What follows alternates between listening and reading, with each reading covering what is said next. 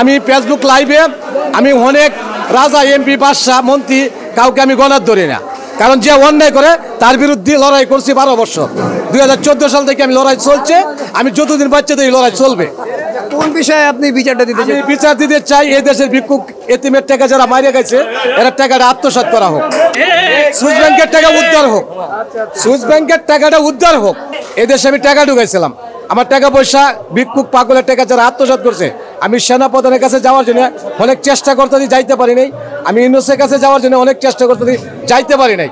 এই বাজারে ছোট ছোট মিন্টি সেনা প্রধানের কাছে কেন যেতে চান? কারণ এদের শিক্ষার টাকা এই দেশের লোক আত্মসাৎ করে ফেলছে। এদেশের কিছু লোক ওরা পলাইছে, এরা টাকা পয়সা আত্মসাৎ করে ফেলছে। এই আত্মসাতের জন্য আমি সেনা প্রধানের দ্বারা গেলে আমার যদি উনি নিরাপত্তা দিত, আমি বাংলাদেশের টাকা উদ্ধার করতে পারতাম।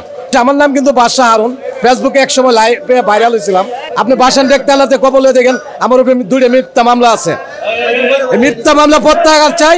জনগণের কাছে আমার একটাই দাবি যে জেলখানায় বহুত লোক পুলিশে মিথ্যা মামলা দিছে, মিথ্যা মামলা প্রত্যাহার করতে হবে।